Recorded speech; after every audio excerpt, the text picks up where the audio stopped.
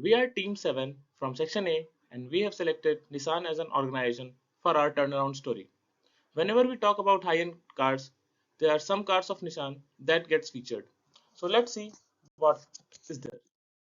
So Nissan was the first Japanese company to specifically design cars for North American market. But soon they lost the advantages to giants like Honda and Toyota. Their sales started to decline and the company became the third largest Japanese manufacturing company in the USA. And they were making approximately a loss of USD 2000 on each car and the company was on the verge of bankruptcy. Their total debt accumulated to around $26 billion and their market share fell to 4.9%. In order to survive, they merged with a French company called Renault. Renault purchased 36.8% stake in Nissan and Carlos Ghosn joined the organization and revived Nissan.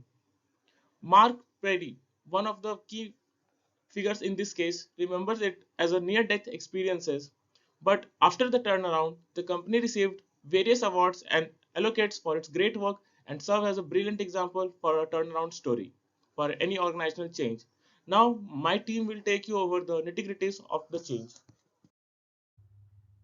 Now we'll understand how Nissan managed the turnaround change.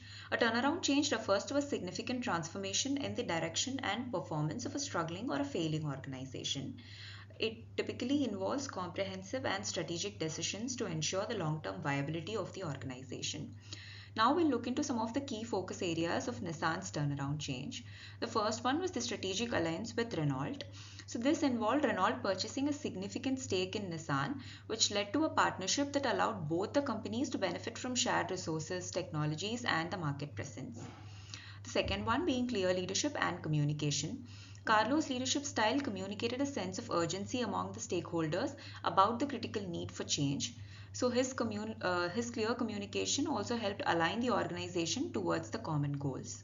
The third one being operational efficiency. So they focused on improving the operating margins, involving streamlining operations, reducing costs, and setting ambitious targets, which would lead them to efficiency and profitability.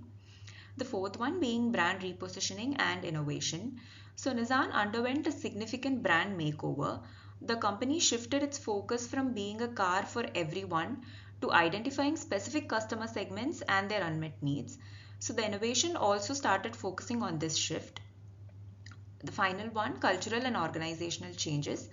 The leadership aimed at fostering a culture of collaboration, breaking down silos, and encouraging innovation within the organization, which addressed the internal people issues. Now let us look at some components of the change strategy implemented by Carlos. The first one was creation of cross-functional teams, which led to breakdown of functional and regional silos, thus encouraging collaboration and innovative problem solving.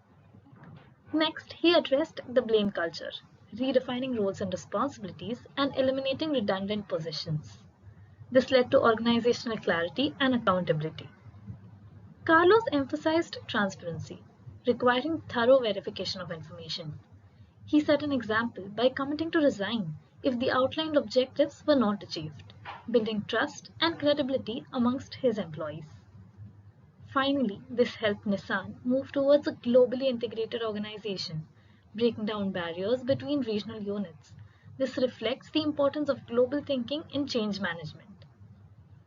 If we look at the outcomes of this turnaround, we can observe that Nissan returned to profitability, reduced debt, increased its operational efficiency, and also reduced costs. A positive work environment was fostered. The alliance with Renault further ensured global collaboration and the long-term success of Nissan. Thank you.